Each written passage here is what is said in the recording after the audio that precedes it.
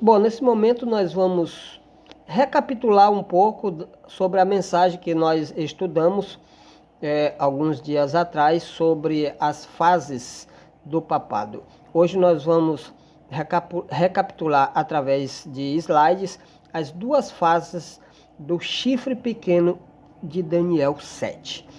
Oremos ao Senhor. Querido Deus, muito obrigado pela vida, pela saúde, também pela disposição que o Senhor nos concede de estudar a Tua Palavra, de examinar um pouco mais sobre o conteúdo sagrado da Tua Palavra. Nos concede a unção do Teu Santo Espírito para entender a Tua Palavra de acordo com a Tua vontade. Te pedimos, te agradecemos pelo sangue do Cordeiro. Amém, Senhor. Amém. Nós temos em Daniel 7, na parte simbólica da visão, 3 versículos ou 3 passagens importantíssimas que nos ajudarão a compreender sobre as duas fases do chifre pequeno ou da ponta pequena. Nós temos o verso 8 do capítulo 7, nós temos os versos 9 e 10 e nós temos também o verso 11. E temos mais um verso importante que nos ajuda a entender um pouco melhor, que é o verso 21. Bom, no verso 8 é apresentado o chifre pequeno falando com insolência, blasfêmias, palavras grandiosas contra Deus. Nos versos 9 e 10, nos revela o início do julgamento no céu, que é o juízo investigativo, a purificação do santuário, que começou no dia 22 de outubro de 1844. Já lá no verso 11, depois do julgamento em andamento, nós vemos mais uma vez o chifre pequeno proferindo palavras insolentes contra o nosso Deus. E no verso 21, o profeta observou que esse chifre que há de falar algo blasfêmico contra Deus, há de perseguir, maltratar e torturar o povo de Deus. Pois lá ele diz: vi que este chifre fazia guerra contra os santos. Então vamos analisar aqui profundamente, não profundamente, mas rapidamente, um pouco através desses slides sobre essas duas fases. Você pode observar aí que o profeta viu o chifre pequeno blasfemando contra Deus antes e depois do juízo ou do julgamento em andamento, ok? Antes e depois de 1844, certo? Verso 8 está a parte simbólica da visão de Daniel sobre a ponta pequena. No verso 24 está a explicação do anjo. No verso 24, o anjo explica o verso 8. E nós vamos hoje analisar sobre isso.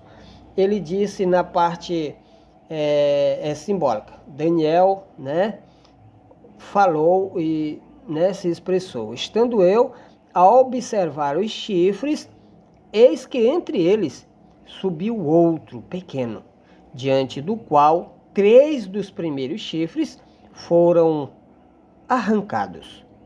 E eis que neste chifre havia olhos como os de homem, e uma boca que falava com insolência. Aqui está a parte simbólica da visão que foi apresentada ao profeta Daniel, certo? As palavras blasfemas, que foram proferidas, mostradas a ele, sendo proferidas pelo chifre pequeno. Bom, se você analisar e comparar com Apocalipse 13 e o verso 5, você vai ver que é o mesmo poder. Olha, foi-lhe dada uma boca, isso para a besta, que proferia arrogâncias e blasfêmias. Se você analisar, o chifre pequeno existia ou possuía uma boca que falava com insolência. Também foi dada à besta uma boca que proferia arrogâncias e blasfêmias.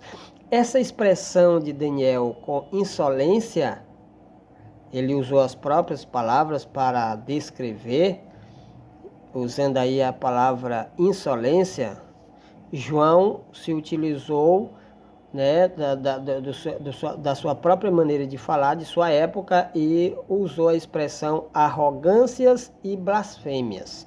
É a mesma palavra.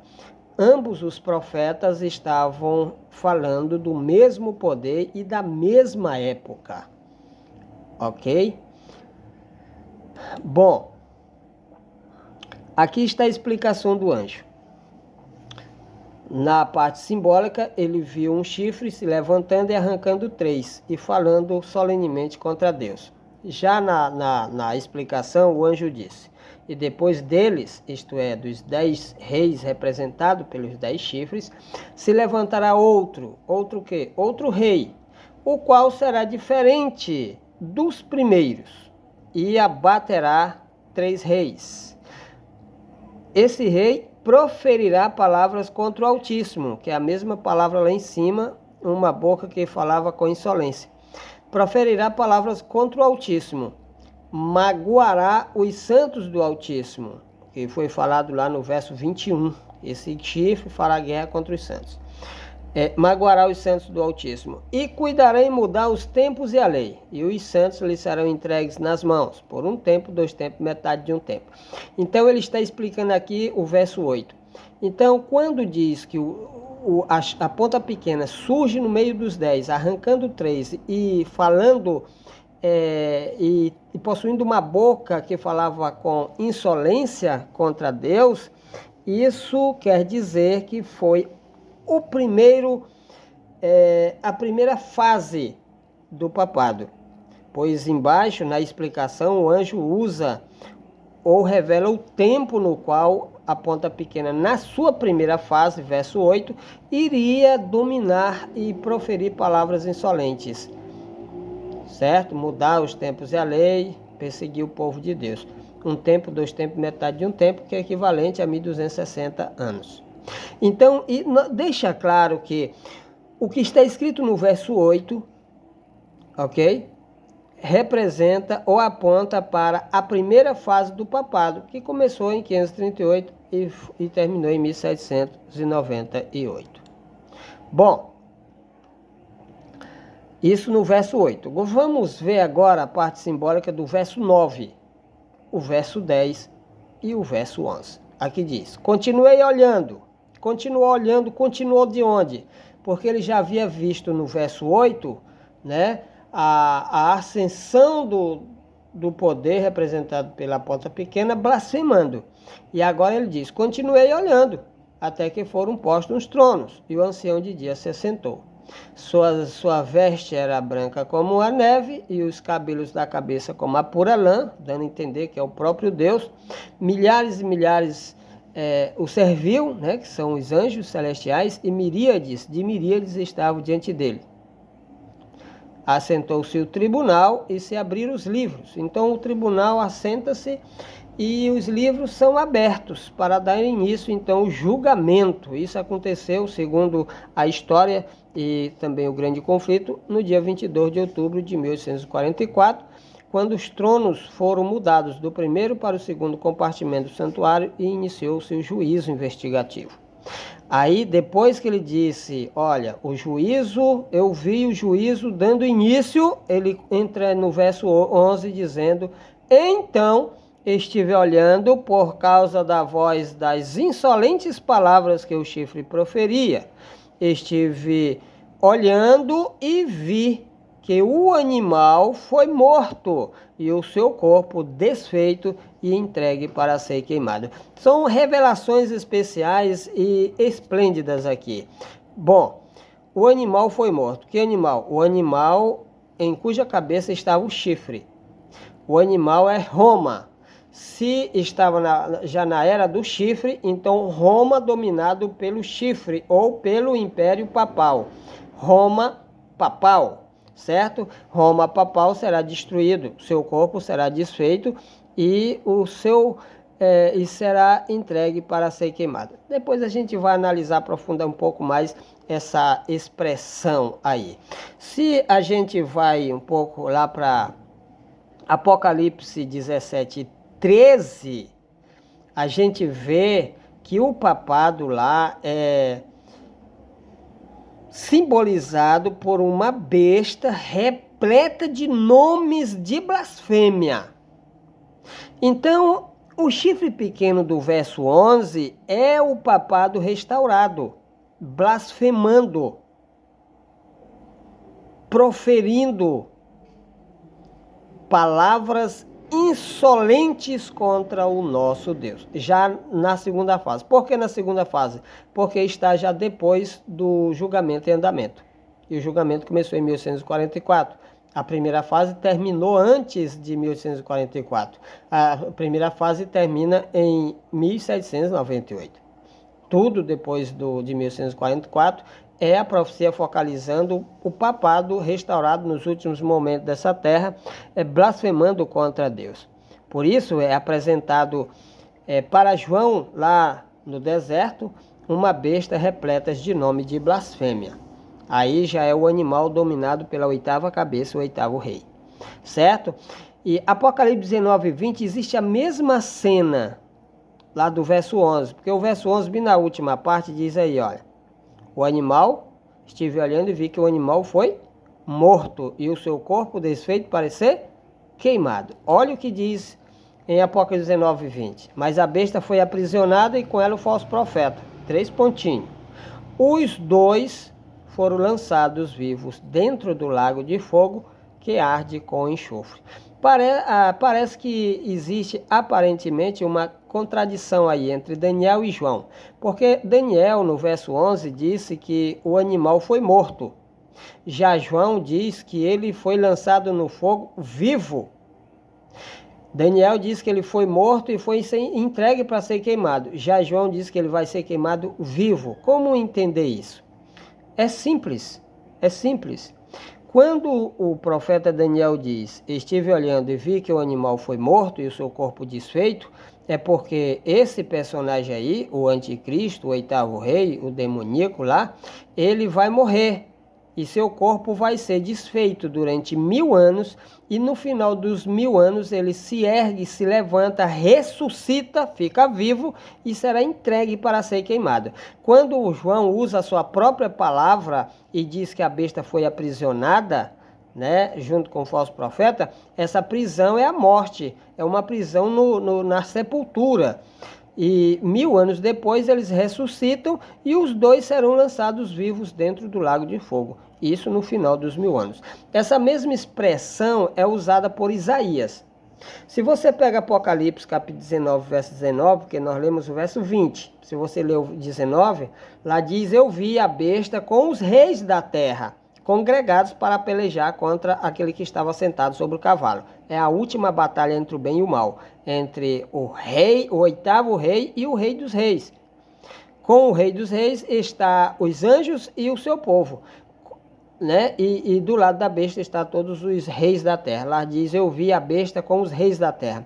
E o profeta Isaías viu essa visão. E olha como ele descreve essa visão: o Senhor castigará os reis da terra, na terra, serão ajuntados como presos em masmorra, e encerrados num cárcere e castigados depois de muitos dias.